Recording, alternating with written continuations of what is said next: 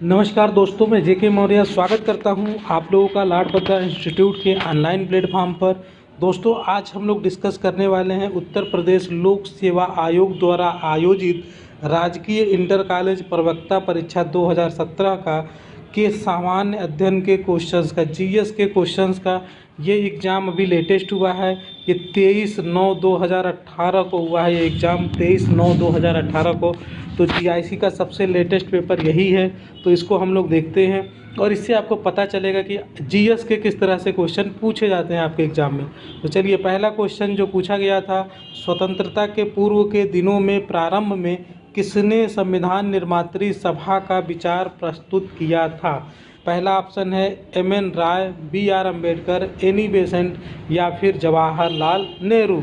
Option A सही है, M.N.. राय। ठीक है, इसका डिस्क्रिप्शन देख लेते हैं। भारत में संविधान सभा के गठन का विचार वर्ष 1934 में पहली बार एम.एन. राय ने प्रस्तुत किया था। राय भारत में वामपंथी आंदोलन के प्रखर नेता थे। 1938 में भारतीय राष्ट्रीय कांग्रेस की ओर से पंडित जवाहरलाल नेहरू ने घोषणा की कि स्वतंत्र भारत के संविधान का निर्माण वयस्क मताधिकार के आधार पर चुनी गई संविधान सभा द्वारा किया जाएगा और इसमें कोई बाहरी हस्तक्षेप नहीं होगा। तो इस तरह से हमारा जो पहला ऑप्शन है एम.एन. राय, इन्होंने ही सबसे पहले संविधान निर्मात्री सभा का विचार प्रस्तुत किया था। नेक्स्ट क्वेश्चन आपकी स्क्रीन पे दूसरा क्वेश्चन है, निम्नलिखित में से कौन सा एक सही सुमेलित नहीं है? यहाँ नहीं शब्द का यूज हुआ है। तो इसमें 4 ऑप्शन आपकी स्क्रीन पे है। तो इसमें देखिए, प्रथम कर्नाटक युद्ध जो हुआ था 1746 से 48, बिल्कुल सही है। कर्नाटक का जो द्वितीय युद्ध है ये गलत लिखा हुआ है। यहाँ पे क्या होना चाहिए, 1749 से लेके 54 तक। 1749 से लेके कहाँ तक होना चाहिए, 54 तक होना चाहिए। कर्नाटक का तृतीय युद्ध 1758 से 1763 तक। और पानीपत का युद्ध भी बिल्कुल सही है। तो कौन सा गलत था, बी वाला गलत था। ठीक है, चलिए नेक्स्ट क्वेश्चन की तरफ आगे बढ़ते हैं। ये डिस्क्रिप्शन है, आप स्क्रीनशॉट ले सकते हैं। नेक्स्ट क्वेश्चन है, लीलावती के लेखक थे। लीलावती के कौन लेखक थे? महावीराचार्य, हेमचंद्राचार्य, भास्कराचार्य या फिर कालकाचार्य। तो इसमें हमारा ऑप्शन सी सही है, भास्कराचार्य। ठीक है, तो इसका डिस्क्रिप्शन देख लीजिए। भास्कराचार्य द्वारा रचित लीलावती एक सुव्यवस्थित प्रारंभिक पाठ्यक्रम है। आचार्य ने ज्योतिष शास्त्र के प्रतिनिधि ग्रंथ सिद्धांत शिरोमणि की रचना शक 1071 में की थी। लीलावती जो है वो संस्कृत में रचित गणित और खगोल शास्त्र का एक प्राचीन ग्रंथ है। साथ ही यह सिद्धांत शिरोमणि का एक अंग भी है। यह पुस्तक उन्होंने अपनी पुत्री लीलावती के नाम से लिखा है। तो ये सारी चीज़ें हैं, फैक्ट हैं जो याद रखिएगा, आगे भी पूछा जा सकता है। नेक्स्ट क्वेश्चन है, वाराणसी को निम्नलिखित में से किसने अपनी द्वितीय राजधानी बनाया था? अजातशत्रु, कालाशोक, महापद्मानंद या फिर शिशुनाग। तो इसमें हमारा ऑप्शन ए सही है, अजातशत्रु ने बनाया था। डिस्क्रिप्शन देख लीजिए इसका। बिंदुसार के पुत्र अजातशत्रु, बिंदुसार के पुत्र कौन है? अजातशत्रु थे। ने मगध की राजधानी अपने पिता की हत्या करके प्राप्त की थी और अपनी द्वितीय राजधानी वाराणसी को बनाया था।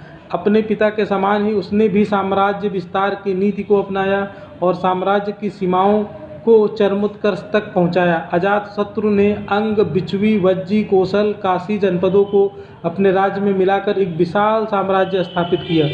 गंगा और सोन नदी के संगम पर पाटलिपुत्र नगर की स्थापना उसी ने की थी। ये भी इम्पॉर्टेंट है, पाटलिपुत्र नगर की स्थापना किसने की थी? तो आप लोग इसको भी याद रखिएगा, कौन था वो? अजातशत्रु था। चलिए नेक्स्ट क्वेश्चन की तरफ आगे बढ़ते हैं।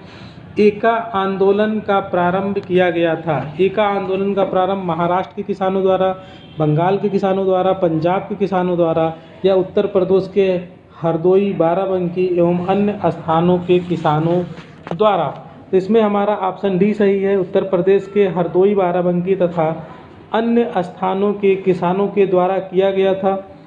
इसका डिस्क्रिप्शन आपके सामने है। ये क्यों किया गया था? लगान में वृद्धि एवं उपज के रूप में लगान वसूली को लेकर, लगान में जो वृद्धि की गई थी और उपज के रूप में लगान वसूली को लेकर अवध के किसानों के द्वारा किया गया आंदोलन एका आंदोलन के नाम से जाना जाता है। इस आंदोलन में कुछ जमींदार भी शामिल थे। इस आंदोलन के प्रमुख नेता कौन थे? मदारी पासी और सहदेव। ये भी याद रखिएगा, मदारी पासी इंपॉर्टेंट नाम है और सहदेव। नेक्स्ट क्वेश्चन आपकी स्क्रीन पे क्वेश्चन नंबर 6, भारत के राज्यों में प्रस्तावित आणविक शक्ति केंद्रों से संबंधित निम्नलिखित युग्मों में से कौन सा सही सुमेलित नहीं है? जैतापुर महाराष्ट्र, मीठी विरडी गुजरात, हरिपुर हरियाणा, कोडा आंध्र प्रदेश। तो इसमें हमारा ऑप्शन सी सही है, हरिपुर हरियाणा। ठीक है, हरिपुर जो है ये हरियाणा में नहीं है। हरिपुर कहाँ है? हरिपुर कहाँ है? पश्चिम बंगाल के मेदिनीपुर ज़िले में स्थित है।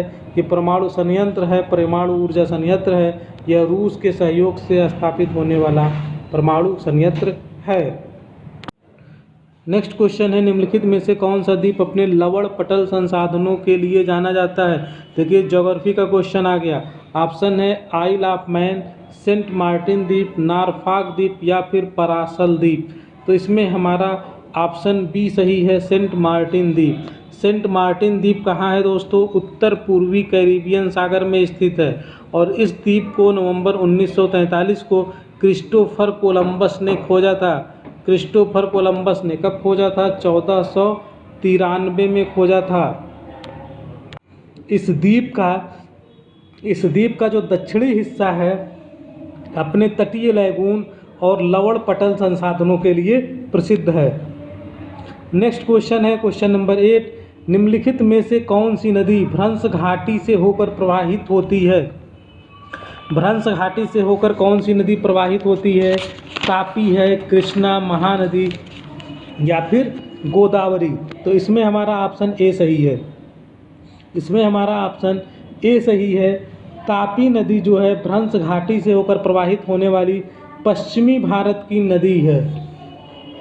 यह मध्य प्रदेश राज्य के बैतूल जिले के मुल्ताई से निकलकर सतपुड़ा पर्वत प्रक्षेपों के मध्य से पश्चिम की ओर बहती हुई महाराष्ट्र के खानदेश के पठार एवं सूरत के मैदान को पार करती है और अरब सागर में गिरती है। कहाँ गिरती है दोस्तों? अरब सागर में गिरती है। और यह भारत की उन नदियों में सम्मिलित है जो पूर्व से पश्चिम की ओर बहती हैं और एस्चुरी बनाती हैं। पूर्व से पश्चिम की ओर बहती हैं, पूर्व से पश्चिम की ओर और क्या बनाती हैं? एस्चुरी बनाती हैं। तो आप याद रखिएगा ताप्ती नदी। ठीक है, ताप्ती नदी कहाँ से बहती है? ये भ्रंश घाटी से प्रवाहित होने वाली पश्चिमी भारत की नदी है। चलिए नेक्स्ट क्वेश्चन देखते हैं। क्वेश्चन नंबर 9 आपकी स्क्रीन पे है। मौलिक अधिकारों की अवधारणा ली गई है। मौलिक अधिकारों की अवधारणा कहाँ से ली गई है? यूएसए के संविधान से, कनाडा के संविधान से, ब्रिटेन के संविधान से या फिर रूस के संविधान से। तो इसमें हमारा ऑप्शन ए सही है, यूएसए के संविधान से लिया गया है। चलिए इसका डिस्क्रिप्शन देख लीजिए। संविधान के भाग 3 में बात की गई है मौलिक अधिकारों की। अनुच्छेद 12 से 35 तक में इसका डिटेल विवरण है। मौलिक अधिकारों की अवधारणा कहाँ से ली गई है? यूएसए के संविधान से ली गई है। संविधान के भाग 3 को भारत का मैग्ना कार्टा भी कहा जाता है। जो भाग 3 है उसे क्या कहते हैं? भारत का मैग्ना कार्टा। मूल अधिकारों को यह नाम इसलिए दिया गया है क्योंकि इन्हें संविधान द्वारा गारंटी एवं सुरक्षा प्रदान की गई है। किसके द्वारा? संविधान के द्वारा। जो राष्ट्र कानून का मूल सिद्धांत है, ये मूल इसलिए है क्योंकि ये व्यक्ति के बहुमुखी विकास जैसे कि भौतिक, बौद्धिक, नैतिक और आध्यात्मिक के लिए आवश्यक है। चलिए नेक्स्ट क्वेश्चन देखते हैं। क्वेश्चन नंबर 10 है स्क्रीन पे। भारत का राष्ट्रपति चुना जाता है किसके द्वारा? लोकसभा द्वारा, राज्यसभा द्वारा, संसद सदस्यों द्वारा, संसद एवं राज्य विधानसभाओं के सदस्यों के द्वारा। तो ऑप्शन डी सही है। संसद और राज्य विधानसभा के जो निर्वाचित सदस्य होते हैं उन्हीं के द्वारा राष्ट्रपति का चुनाव होता है। डिटेल देख लीजिए। इसका डिस्कस कहाँ किया गया? भाग 5 में अनुच्छेद 52 से 78 तक संघ की कार्यपालिका का वर्णन किया गया है।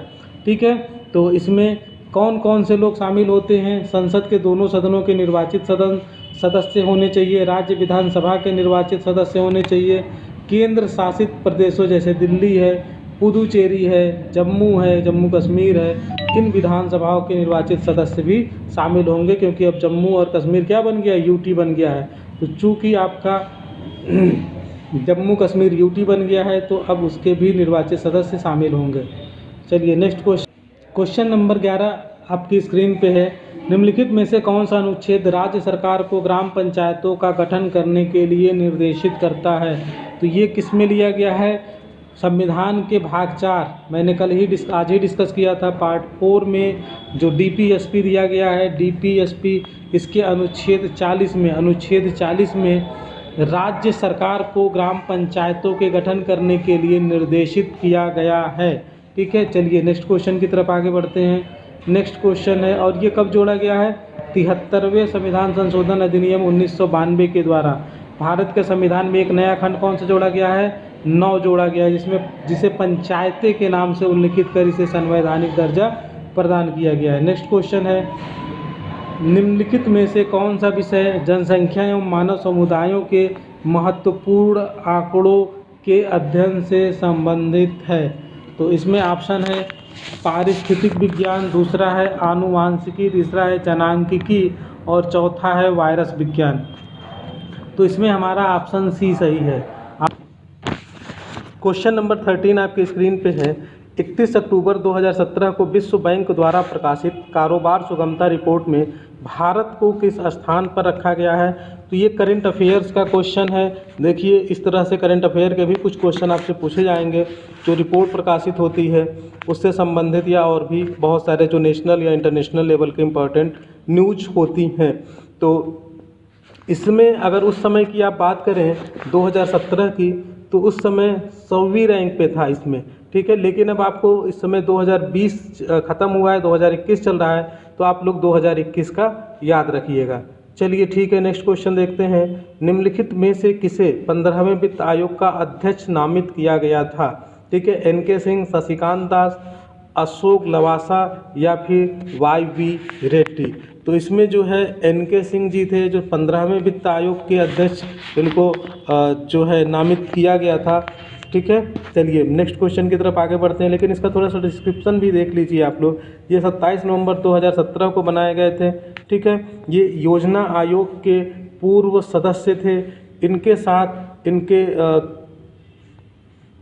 इनके साथ जो और सदस्य थे वो शशिकांत दास थे और डॉक्टर अनूप सिंह थे। ठीक है, इसका जो कार्यकाल है 1 अप्रैल 2020 से शुरू होकर कितने साल के लिए है? 5 साल के लिए। चलिए नेक्स्ट क्वेश्चन देखते हैं। निम्नलिखित में से कौन सा उद्दीपक फसल है? उद्दीपक फसल, जैसे आप लोग चाय पीते हैं आप लोग उत्तेजित होने के लिए उत्तेजक फसल, इस तरह से क्या है? तो एक्साइटमेंट के लिए गेहूँ, मक्का, अरहर या फिर चाय। तो हमारा ऑप्शन कौन सा सही है? डी सही है। इसके अलावा बात करें तो अफीम है, काफ़ी है। ठीक है, ये भी इसी तरह के उत्तेजित उद्दीपक फसल है। ठीक है, काफ़ी, अफीम। चलिए नेक्स्ट क्वेश्चन की तरफ आगे बढ़ते हैं। भारतीय कृषि अनुसंधान संस्थान का बकरियों पर शोध का केंद्रीय संस्थान स्थित है। ठीक है, कहाँ स्थित है? भरतपुर में, मखदूम मथुरा में, बीकानेर में या फिर अलीगढ़ में। तो इसमें हमारा ऑप्शन बी सही है, मखदूम मथुरा में है। और ये भारतीय कृषि अनुसंधान संस्थान का बकरियों पर शोध का केंद्रीय संस्थान जो है उत्तर प्रदेश के मथुरा जिले में मखदूम गांव में स्थित है। केंद्रीय भेड़ एवं ऊन अनुसंधान संस्थान अधिक नगर राजस्थान में है। ठीक है, और केंद्रीय भैंस अनुसंधान संस्थान हिसार हरियाणा में है। और हाल ही में मथुरा में हाथियों के लिए एक जलीय अस्पताल खोला गया है। चलिए नेक्स्ट क्वेश्चन की तरफ आगे बढ़ते हैं। किसान दिवस मनाया जाता है। किसान दिवस कब मनाया जाता है? 23 अक्टूबर को, 23 नवंबर को, 23 सितंबर को, दिसंबर को या फिर 23 सितंबर को। तो इसमें देखिए जो इम्पॉर्टेंट डे होते हैं, जो उनकी थीम होती है, उससे रिलेटेड भी क्वेश्चन बनते हैं। जैसे इसमें सीधे डे ही पूछा गया है, तो इसमें हमारा ऑप्शन सी सही है। 23 दिसंबर को किसान दिवस मनाया जाता है। ठीक है, और ये क्यों मनाया जाता है? तो किसान दिवस जो भारत के पूर्व प्रधानमंत्री और किसानों के मसीहा चौधरी चरण सिंह थे, इनकी जयंती पर 23 दिसंबर को मनाया जाता है।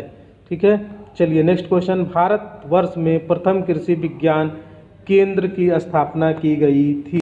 तो ये कब की गई थी? 1970 में, 1972 में, 1974 में या फिर 1976 में। तो इसमें हमारा ऑप्शन सी सही होगा। 1974 में की गई थी। ठीक है, तो ये क्यों की गई थी? भारतीय कृषि अनुसंधान परिषद ने किया था कृषि के प्रसार के लिए। और भारत में प्रथम कृषि विज्ञान केंद्र ये पायलट प्रोजेक्ट के आधार पर तमिलनाडु कृषि विश्वविद्यालय कोयम्बटूर के प्रशासनिक नियंत्रण के अधीन पुडुचेरी में 1974 में स्थापित किया गया था। नेक्स्ट क्वेश्चन देखते हैं। क्वेश्चन नंबर 19 है, निम्नलिखित में से कौन सी महिला भारतीय महिला हॉकी टीम की कप्तान थी जब टीम ने नवंबर 2017 में एशिया कप जीता था? 2017 में एग्ज़ाम के पहले, इस एग्ज़ाम के समय की बात है, तो इसलिए ये पूछ लिया गया है। चूँकि एशिया कप इम्पॉर्टेंट कप था, जीता गया था, तो टीम का कैप्टन इसलिए पूछा गया था। तो इसमें हमारा ऑप्शन ए सही है, रानी रामपाल। ठीक है, चलिए नेक्स्ट क्वेश्चन देख लेते हैं। 7 नवंबर 2017 को सफल उड़ान परीक्षण किए गए निर्भय प्रक्षेपास्त्र के बारे में निम्नलिखित में से कौन सा कथन सत्य है? अब देखिए, ये डिफेंस का क्वेश्चन आ गया है, साइंस एंड डिफेंस का, साइंस टेक्नोलॉजी का। यह 1000 किलोमीटर की मारक सीमा तक नाभिकीय मुखास्त्र को पहुंचा सकता है। यह जमीनी आक्रमण वाला क्रूज प्रक्षेपास्त्र है। यह पाकिस्तान के बाबर प्रक्षेपास्त्र का प्रभावी प्रत्युत्तर है। यह एक प्राध्वनिक प्रक्षेपास्त्र है। तो ये आपके सामने कुछ ऑप्शन दिए हुए हैं, इसमें आपको करना है। तो इसमें हमारा कौन सा सही है? इसमें पहला सही है, दूसरा सही है और तीसरा भी सही है। तो इस तरह से अगर देखा जाए, इसका विकल्प भी देख लेते हैं। तो 1 2 3 किस में दिया है? बी में दिया है, तो आपका बी वाला सही हो जाएगा। ठीक है, एक बार फिर से देख लीजिए। 1 सही है, यह 1000 किलोमीटर की मारक क्षमता तक नाभिकीय मुखास्त्र को पहुंचा सकता है। 1000 किलोमीटर इसकी मारक क्षमता है। ज़मीनी आक्रमण वाला क्रूज प्रक्षेपास्त्र है, ज़मीन से ज़मीन पे मार करता है। पाकिस्तान के बाबर प्रक्षेपास्त्र का प्रभावी प्रत्युत्तर है। चलिए नेक्स्ट क्वेश्चन देख लेते हैं। हाल में समाचारों में चर्चित ओखी क्या है? ओखी चर्चा में रहा, ये भी 2017 का है, 2017 का करंट अफेयर है। तो हमको देखिए, करंट अफेयर से कई सारे क्वेश्चन मिल गए। इसी तरह से आप लोगों को करंट अफेयर के लिए भी प्रिपरेशन करनी होगी। मैं आप लोगों के लिए करंट अफेयर्स के लिए मंथली वीडियो लेके आता हूँ और वो आपको मिलता रहेगा, आप उसी तरह से प्रिपरेशन करते रहें। ठीक है, तो 4 ऑप्शन है इसमें से, और इसमें पहला ऑप्शन सही है, चक्रवाती तूफान जो नवंबर 2017 में भारत के तट से टकराया था। ठीक है, वही ओखी चक्रवात था। तो इस तरह से चक्रवात जो भी आते हैं वो इम्पॉर्टेंट बन जाते हैं। नेक्स्ट क्वेश्चन है, उत्तर प्रदेश के कुल शहरी स्थानीय निकायों की संख्या जिसके लिए उत्तर प्रदेश में नवंबर 2017 में संपन्न चुनाव हुए थे। ठीक है, तो स्थानीय निकायों की कुल शहरी स्थानीय निकायों की संख्या ये भी पूछ लेता है। तो जब भी कभी इस तरह से चुनाव वगैरह हो, चूँकि ये यूपी स्पेशल के क्वेश्चन हैं, तो यूपी से इस तरह से क्वेश्चन पूछे जा सकते हैं। तो इसमें हमारा ऑप्शन अगर हम देखें तो उस समय की डिटेल की बात करें तो उत्तर प्रदेश में नवंबर 2017 में जो संपन्न निकाय चुनाव हुआ था, इसमें उत्तर प्रदेश के कुल शहरी स्थानीय निकायों की संख्या 652 थी। 199 सीट नगर पालिका के थे, 438 सीट नगर पंचायत के और 17 नगर निगम की है। 11,995 वार्ड के लिए भी मतदान संपन्न हुआ। तो ये जो फैक्ट है, शहरी निकाय जैसे 652 और 438, 199, ये जो न्यूज़पेपर होता है उसके फ्रंट पेज पे ही लिखा होता है, बड़े बड़े हेडलाइंस में, बड़े बड़े बोल्ड लेटर्स में। तो ये आप अगर एक नज़र पड़ेगी आपको न्यूज़पेपर पे तो आप कर ले जाएंगे। भारत के प्रथम अंतरिक्ष उपग्रह आर्यभट्ट, ठीक है, को डिजाइन करने वाले वैज्ञानिक जिनका हाल ही में निधन हो गया, तो ये भी करंट अफेयर का ही क्वेश्चन है, उनका नाम पूछा गया है। ये 2017 की बात है। तो इसमें ऑप्शन हमारा ए सही होगा, professor U.R. Rao. Professor U.R. Rao हैं। ठीक है, इसका डिस्क्रिप्शन आपके सामने है, आप लोग इसको पढ़ सकते हैं। चलिए नेक्स्ट क्वेश्चन देखते हैं। भारत सरकार द्वारा प्रारंभ किया गया मिशन इंद्रधनुष कार्यक्रम संबंधित है। मिशन इंद्रधनुष कार्यक्रम किससे संबंधित है? बच्चों की शिक्षा से, बच्चों के टीकाकरण से, सामाजिक उत्थान से, या फिर इनमें से कोई नहीं। तो इसमें हमारा ऑप्शन बी सही है। इंद्रधनुष जो है, जैसे 7 रंग होते हैं, इसी तरह से 7 टीके की बात की गई है। ठीक है, 7 टीके की बात की गई है, तो इसमें ये बच्चों के टीकाकरण से संबंधित है। और एक और इंद्रधनुष योजना है केंद्र सरकार की जो बैंकों से रिलेटेड है। इसका डिटेल थोड़ा सा देख लीजिए। भारत सरकार के केंद्रीय स्वास्थ्य एवं परिवार कल्याण मंत्रालय द्वारा ये शुरू किया गया है। मंत्रालय भी इम्पॉर्टेंट है। इंद्रधनुष का संबंध बच्चों के टीकाकरण से, इसमें 7 रंगों के समान ही मिशन इंद्रधनुष का मुख्य उद्देश्य सन 2020 तक उन सभी बच्चों का टीकाकरण करना है। ठीक है, और ये 7 बीमारियों को रोकने वाले टीके हैं, 7 बीमारियों को रोकने वाले टीके हैं। और ये कब शुरू किया गया था? 25 दिसंबर 2014 को केंद्रीय स्वास्थ्य मंत्रालय द्वारा सुशासन दिवस, अब सुशासन दिवस भी इम्पॉर्टेंट है क्योंकि बीजेपी की सरकार है, अटल बिहारी वाजपेयी के जन्म दिवस को सुशासन दिवस कहते हैं, 25 दिसंबर याद रखिएगा। चलिए नेक्स्ट नंबर 25 आपकी स्क्रीन पे है। समान फोकस दूरी वाले कांच के दो लेंस जिनमें एक उत्तल है और दूसरा क्या है? अवतल है, एक दूसरे से सटा कर रखे गए हैं, इस युग्म का व्यवहार होगा अभिसारी लेंस की भांति, अपसारी लेंस की भांति, कांच की समतल चादर की भांति या फिर दर्पण की भांति। तो इसमें हमारा ऑप्शन सी सही होगा, ये सी सही होगा, कांच के समतल चादर की भांति होगा। अगर आप समान फोकस दूरी वाले कांच के दो लेंस लीजिए जिनमें से एक उत्तल हो और दूसरा अवतल हो तो कांच के समतल चादर की भांति ये काम करेगा। ठीक है, चलिए अब नेक्स्ट क्वेश्चन देखते हैं। क्वेश्चन नंबर 26, निम्नलिखित में से कौन सा युग्म सुमेलित नहीं है? आपको बताना है कि इसमें कौन सा सुमेलित नहीं है। ये यौगिक दिए हैं, इनके वर्गीकरण दिए हुए हैं, तो इसका आप लोग देख लीजिए। इसमें जो ऑप्शन ए है वो सुमेलित नहीं है। बाकी ये एड्रेनलिन हार्मोन से रिलेटेड है, एड्रेनलिन थायमिन विटामिन से रिलेटेड है, कैरेटिन प्रोटीन से रिलेटेड है, लेकिन जो सैक्रीन है वो कार्बोहाइड्रेट न हो करके ये क्या होगा? ये कार्बनिक यौगिक होगा। क्या होगा दोस्तों? कार्बनिक यौगिक हो जाएगा ये। तो पहला वाला सैक्रीन जो है वो कार्बनिक यौगिक हो जाएगा। ठीक है, चलिए नेक्स्ट क्वेश्चन की तरफ आगे बढ़ते हैं। ये डिस्क्रिप्शन है, आप चाहें तो स्क्रीनशॉट ले लीजिए। नेक्स्ट क्वेश्चन है, अब ये मैथ के कुछ क्वेश्चन आ गए, मैथ के क्वेश्चन आ गए, देख लेते हैं। 13 क्रमागत विषम संख्याओं का औसत 51 है, इनमें सबसे बड़ी विषम संख्या क्या है? विषम संख्या है 13 संख्या है और इनका योग कितना है? 51 है। तो सबसे बड़ी विषम संख्या कैसे पता करेंगे? तो मैं बता दे रहा हूँ। इसमें देखिए, अगर 13 क्रमागत विषम संख्याएं हैं तो एक को मानिए x+2, 4, 6 से लेकर के कितना मानेंगे x+24 तक, ये 13 हो जाएंगे। अब इनका औसत कितना है? 51 है, तो 51 को 13 से गुणा करेंगे तो औसत अगर आपको पता है तो कुल अगर टोटल पता करना है तो औसत से टोटल नंबर्स जितनी है उनको मल्टीप्लाई कर दीजिए तो कितना आ जाएगा?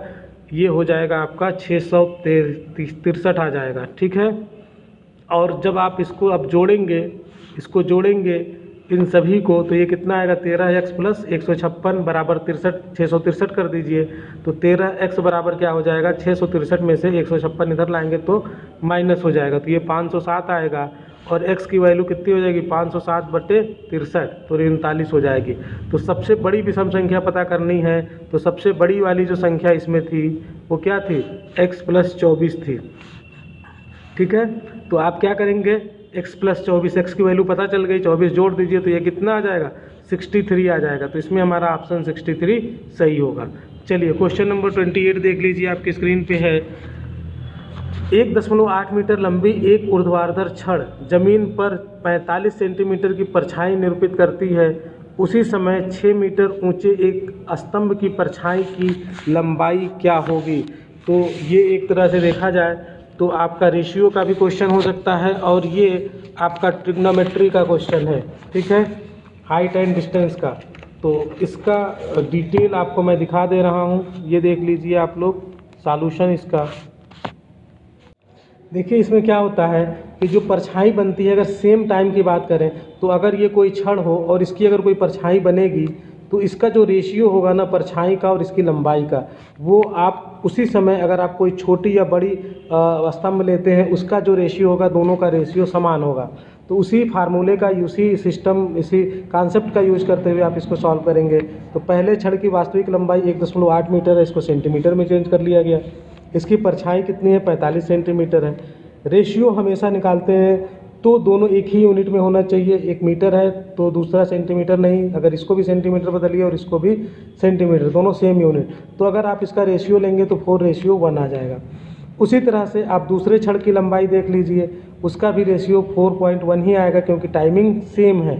तो ये हो जाएगा आपका कितना हो जाएगा? दूसरा जो है 6 मीटर है तो 600 सेंटीमीटर हो जाएगा और उसकी परछाई रख दीजिए और रेशियो आपका यही हो जाएगा। तो ये हो जाएगा दूसरे छड़ की परछाई बराबर 600/4। ठीक है, ये आप इसको क्रॉस मल्टीप्लाई करेंगे तो ये क्या हो जाएगा? 600/4 हो जाएगा। इट मीन्स कि 150 सेंटीमीटर और 1.5 मीटर हो जाएगी। तो इसमें हमारा ऑप्शन जो सी था वो सही हो जाएगा, 1.5 मीटर। चलिए नेक्स्ट क्वेश्चन देखते हैं। एक समबाहु त्रिभुज, समबाहु किसे कहते हैं? जिसकी तीनों भुजाएं बराबर हों उसे समबाहु त्रिभुज कहते हैं। इसकी प्रत्येक भुजा 8 सेंटीमीटर है। कितनी है? 8 सेंटीमीटर है। इसका क्षेत्रफल बराबर होगा। इसका क्षेत्रफल निकालने का एक फार्मूला होता है। फार्मूला क्या होता है? फार्मूला होता है समबाहु त्रिभुज का क्षेत्रफल निकालने का √3/4 भुजा का स्क्वायर। ठीक है, भुजा का स्क्वायर। तो √3/4 भुजा का स्क्वायर। तो भुजा कितनी दी हुई है? 8 सेंटीमीटर दी हुई है। 8 सेंटीमीटर दी है तो यहाँ भुजा का स्क्वायर आपको करना है तो क्या लिख देंगे?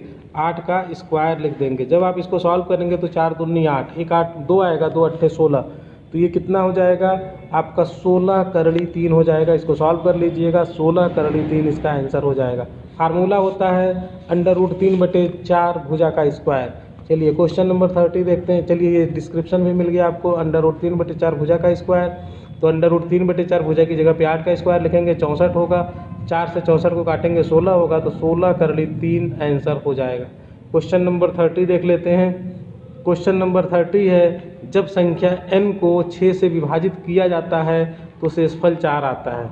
जब संख्या n को 6 से विभाजित करते हैं तो शेषफल 4 होता है। 3n को 6 से विभाजित करने पर शेषफल प्राप्त होता है, ये आपको बताना है। तो चलिए इस क्वेश्चन को देख लेते हैं। अब मान लीजिए कि वो संख्या क्या है? n है।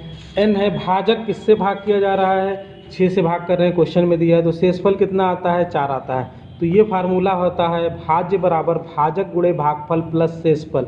तो भाज्य यानी कि संख्या कितनी है? n माना है हमने, 6 से इसको भाग किया जा रहा है, यानी भाजक 6 है। भागफल नहीं मालूम है आपको और शेषफल मालूम है 4। तो आप यहाँ से भागफल पता कर सकते हैं।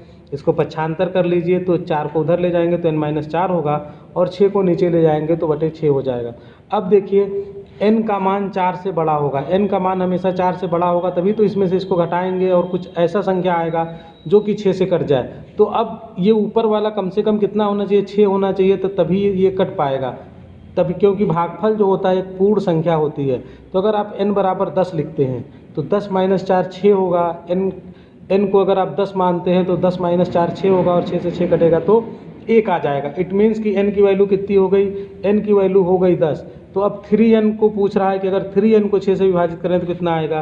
तो 3n का मतलब 3 गुणे n की जगह पे 10 रख दीजिए तो 30/6 हो जाएगा। और जब आप इसको भाग करेंगे तो ये पूरा विभाजित हो जाएगा, यानी कि 5 आ जाएगा। शेषफल की बात करें तो जब कुछ बचा ही नहीं तो शेषफल कितना हो जाएगा? 0 हो जाएगा। तो इसमें हमारा ऑप्शन कौन सा सही हो जाएगा? डी वाला ऑप्शन सही हो जाएगा। तो फ्रेंड्स, ये हम लोगों ने 30 क्वेश्चंस डिस्कस कर लिया है जो आपके GIC प्रवक्ता परीक्षा में पूछा गया था। 2017 का पेपर था, लेकिन ये पेपर कब हुआ था? ये आपका 23/9/2018 को हुआ था, यानी कि 2018 के लास्ट में ये पेपर हुआ था। ये लेटेस्ट पेपर है, इसके बाद अभी तक GIC का पेपर नहीं हुआ है। तो इससे आपको अब समझ में आ जाएगा। उस समय देखिए 30 क्वेश्चन पूछे गए थे, लेकिन अब आपसे कितने क्वेश्चन पूछे जाने हैं? 40 क्वेश्चन पूछे जाने हैं। तो अब नंबर्स आप क्वेश्चन सभी में थोड़े थोड़े बढ़ जाएंगे। तो ये आपको क्या करेगा? एक डायरेक्शन देगा, आपको बताएगा। इससे आप समझ सकते हैं कि किस तरह से क्वेश्चन पूछे जा सकते हैं, क्योंकि मैथ में कहा गया है कि 8th लेवल का अंक गणित, बीजगणित और रेखा गणित पूछा जाएगा। तो उसके लिए आपकी पूरी प्रिपरेशन कराई जाती है। हमारे इसी चैनल पे आप लोगों को मैथ की लाइव क्लास मिलती है 9 बजे रात को। 9 बजे रात को मैथ की लाइव क्लास मिलती है और सुबह 7:30 बजे आप लोगों का GS का टेस्ट होता है। GS और मैथ का GS का जो टेस्ट होता है उसको एक दिन पहले ही मैं आप लोगों को शेयर कर देता हूं ग्रुप में कि किस टॉपिक से हम टेस्ट लेने वाले हैं, ताकि आप उसको प्रिपेयर कर सकें। तो उस ग्रुप में अगर आप जुड़ना चाहते हैं, हमारे टेस्ट को, नोटिफिकेशन को पाना चाहते हैं, तो आप लोग डिस्क्रिप्शन बॉक्स में दिए गए लिंक जो टेलीग्राम का है उससे जुड़ जाइए हमारे ग्रुप में, और आप इसी तरह से आपकी प्रिपरेशन होती रहेगी। Thank you friends, thank you. मिलते हैं नेक्स्ट क्लास में।